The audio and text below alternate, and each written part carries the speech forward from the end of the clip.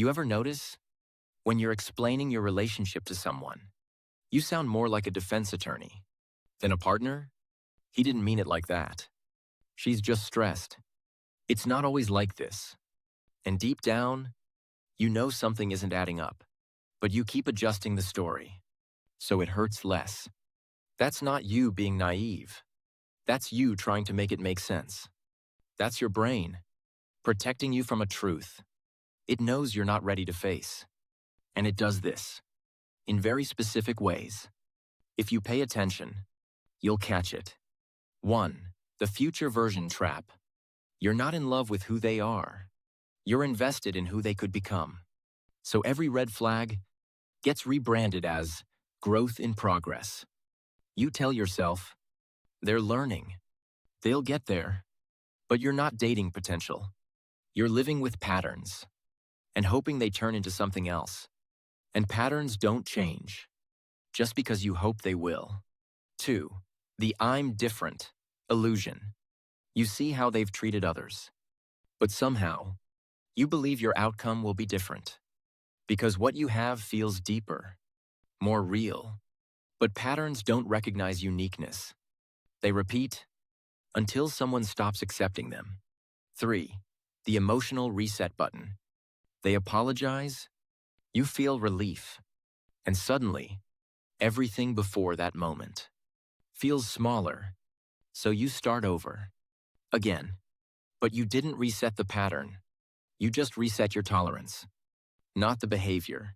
And your brain loves that because it avoids confrontation. 4. The this is normal distortion. You tell yourself, relationships are hard, so you tolerate confusion, inconsistency, emotional exhaustion, as if it's part of the process.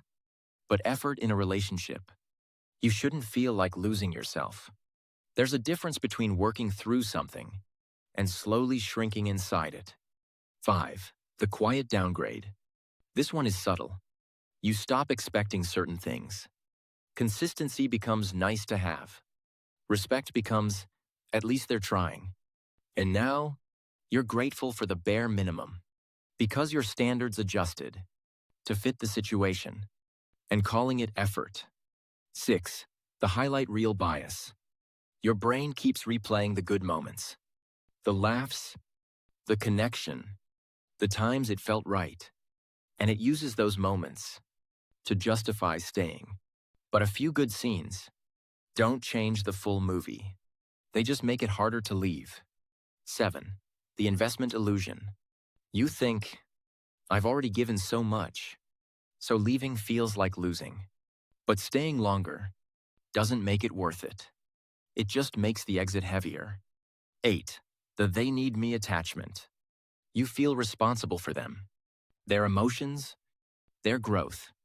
So you stay, not because it's healthy, but because leaving feels like abandoning them. But care is not the same as responsibility. 9. The rare connection myth. You tell yourself, no one will understand me like this. And maybe parts of that feel true. But being understood doesn't mean being treated well. And intensity can feel like depth, even when it's just instability. 10.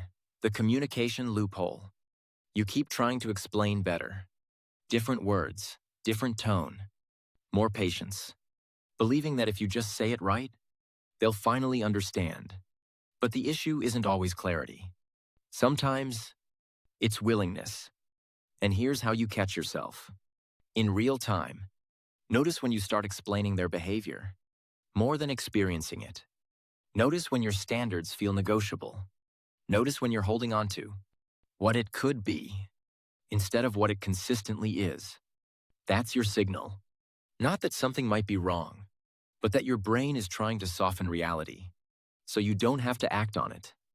Because the truth is, your brain would rather keep you comfortable than correct, even if that comfort is costing you peace. And the moment you stop rewriting the story and start seeing the pattern, that's when things change. Not instantly, but clearly. And clarity is what breaks cycles. You didn't miss the signs. You made them easier to accept. And that's what keeps you stuck. Subscribe to LoveLens.